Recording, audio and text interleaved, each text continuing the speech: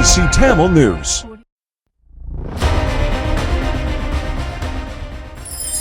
டிபிசியின் தலைப்புச் செய்திகள். நாட்டை முன்னிறுத்தி பிரச்சாரத்தை செய்யப் போவதாக ஜனாதிபதி ரணில் விக்ரமசிங்க இன்று கூறினார். கடந்த ஜனாதிபதி தேர்தலின் வாக்குச்சீட்டையும் விட இந்த தடவை வாக்குச்சீட்டு நீளமானதாக இருக்கும் என்று தேர்தல்கள் ஆணைக்குழு அறிவித்திருக்கிறது. ஜனாதிபதி தேர்தலில் எந்த ஒரு வேட்பாளரையும் ஆதரிக்கப் போவதில்லை என்று முன்னாள் ஜனாதிபதி மைத்திரிபால சிறிசேன இன்று அறிவித்தார்.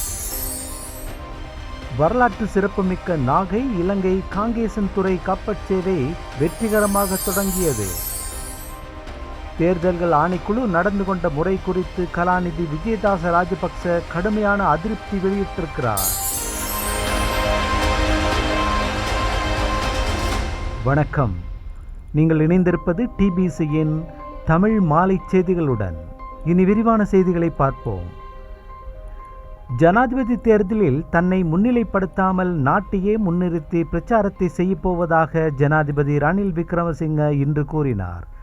தனக்கு ஆதரவளிக்கும் 32க்கும் அதிகமான அரசியல் கட்சிகள் குழுக்களையும் அமைப்புகளையும் உள்ளடக்கிய கூட்டணியுடன் இலங்கையினால் முடியும் என்ற உடன்படிக்கை கைச்சாத்திடும் நிகழ்வு வாட்டர்செட்ஜ் ஓட்டலில் நடைபெற்ற போது அதில் கலந்து கொண்டு உரையாற்றிய விக்ரமசிங்க, ஜனாதிபதி தேர்தலில் என்னை மேம்படுத்தி நான் பிரச்சாரம் செய்ய போவதில்லை. தேசத்தின் மீது கவனம் செலுத்தி அதை பற்றியே பேசுவேன்.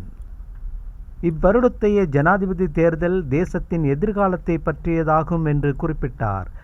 அத்தியாவசிய பாவனைப் பொருட்களை பெறுவதற்கு நிதி இல்லாமல் இருந்த ஒரு தேசத்தை நாம் பொறுப்பேற்றோம். எரிபொருட்களுக்கும் சமையல் எரிவாயுவுக்கும் மைல் கணக்கில் மக்கள் வரிசையில் காத்து நின்றார்கள். நாம் நாட்டை பொறுப்பேற்று உறுதிப்பாட்டை ஏற்படுத்தினோம். இன்று எம்மிடம் 84 பில்லியன் அமெரிக்க டாலர்கள் அந்நிய செலவாணி கையிருப்பில் இருக்கிறது. பணவீக்கத்தையும் எம்மால் கட்டுப்படுத்த முடிந்தது என்று விக்ரமசிங்க தனது உரையில் குறிப்பிட்டார்.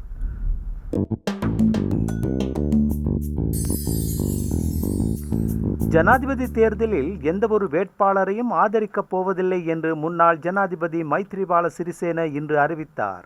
தன்னை பற்றிய ஊடகங்களும் மற்ற அரசியல் கட்சிகளும் கூறுபவற்றை அவர் மறுதளித்தார். தலைமைத்துவ பிரச்சினை தொடர்பாக ஸ்ரீலங்கா சுதந்திர கட்சி இப்போது நீதிமன்றத்தில் நிற்கிறது. சுதந்திர கட்சியின் மற்றைய நிர்வாகிகளினால் எடுக்கப்படுகின்ற தீர்மானங்கள் செல்லுபடியற்றவை என்றும் சிறிசேன கூறினார். முன்னதாக ஜனாதிபதி தேர்தலில் சிறிசேன தனக்கு அளிக்க முன்வந்த ஆதரவை ஜனாதிபதி விக்ரமசிங்க நிராகரித்து விட்டார். நடுவர் ஒருவர் மூலமாக ஜனாதிபதிக்கு தனது ஆதரவு செய்தியை சிறிசேன அனுப்பியிருந்தார். அதேவேளை சிறிசேன ஐக்கிய மக்கள் சக்தியில் இணைந்ததாக வெளியான தகவல்களையும் அந்த கட்சி நிராகரித்திருக்கிறது.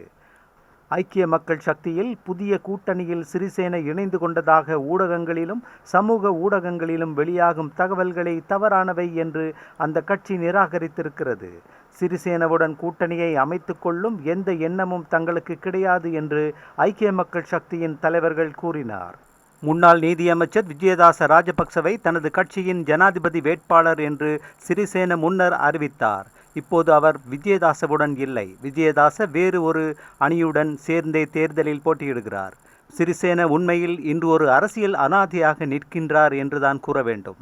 இது இவ்வாறிருக்க, ஸ்ரீலங்கா முஸ்லிம் காங்கிரஸின் மட்டக்களப்பு மாவட்ட பாராளுமன்ற உறுப்பினரான அலி சாஹிர் மௌலானா ஜனாதிபதி விக்ரமசிங்காவை இன்று சந்தித்து தேர்தலில் அவருக்கு தனது ஆதரவை வழங்குவதாக உறுதியளித்தார்.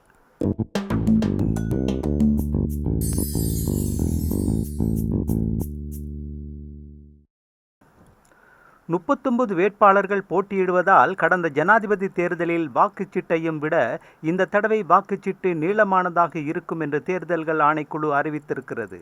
வாக்குச்சீட்டுகள் அச்சிடப்படுவதற்காக இன்று அரசாங்க அச்சகத்துக்கு அனுப்பப்படும்.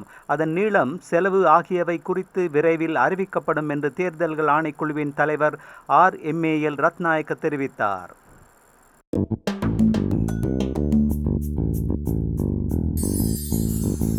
ஆஸ்திரேலியாவில் பணியாற்றிய இலங்கை ராஜதந்திரி ஒருவர் தனது பணியாளரின் கடவுச்சீட்டை பறிமுதல் செய்து வைத்திருந்ததுடன் அவருக்கு 3 வருடங்களில் 2 தினங்கள் மாத்திரமே லீவு வழங்கிய சம்பவம் குறித்து உரிய முறையில் கண்காணிக்க தவறியமைக்காக ஆஸ்திரேலியா சமஷ்டி நீதிமன்றம் ஒன்று உள்துறை அமைச்சை கடுமையாக கண்டித்திருக்கிறது. இது இவ்வாறிருக்க, ஆஸ்திரேலியாவுக்கான முன்னாள் இலங்கை பிரதி உயர்ஸ்தானிகர் ஹிமாலி அருணுதிலக்க தனது வீட்டு பணியாளருக்கு இதுவரை வழங்காத சம்பளம் மற்றும் அதற்குரிய வட்டி பணமுமாக $5,43,000 வழங்க வேண்டும் என்று அந்த நீதிமன்றம் உத்தரவிட்டிருக்கின்றது. மேலும் தொழிற்சட்டங்களை மீறியமைக்காக அவருக்கு பெரியதொரு தொகை அபராதமும் விதிக்கப்படவிருக்கிறது. 2015 ஆண்டு தொடக்கம் 2018 ஆண்டு வரை கான்பராவில் பணியாற்றிய ஹிமாலி அருணுதிலக்க தனது வீட்டு பணியாளரான பிரியங்கா தனரத்னவுக்கு குறைந்தபட்ச சம்பளத்தை கூட வழங்கவில்லை, அத்துடன் பணியாற்றுவதற்கு உகந்த சூழ்நிலையையும் ஏற்படுத்தி கொடுக்கவில்லை என்றும் குற்றம் சாட்டப்பட்டிருக்கிறது.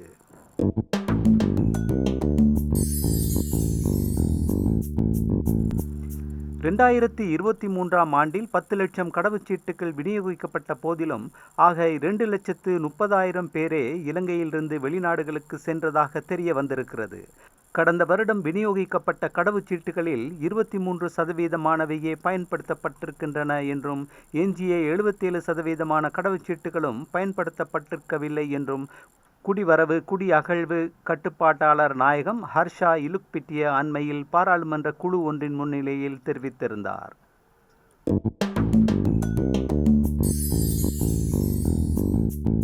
ஜனாதிபதி தேர்தலுக்கான வேட்பாளர் நியமன பத்திரங்கள் ஏற்றுக்கொள்ளப்பட்ட போதும் தேர்தல்கள் ஆணைக்குழு நடந்து கொண்ட முறை குறித்து தேசிய ஜனநாயக முன்னணியின் வேட்பாளரும் முன்னாள் நீதியமைச்சருமான கலாநிதி விஜயதாச ராஜபக்ஷ கடுமையான அதிருப்தி வெளியிட்டிருக்கின்றார்.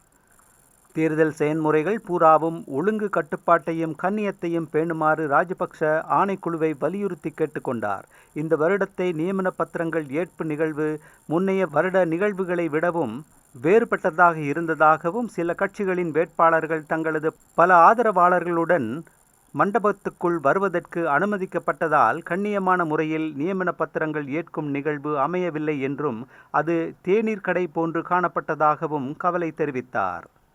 அந்த செய்தியோடு நிறைவுக்கு வருவது டிபிசியின் இன்றைய தமிழ் மாலை செய்திகள். மீண்டும் நாளை காலை வழமை போல் சந்திக்கலாம். வணக்கம். TBC Tamil News.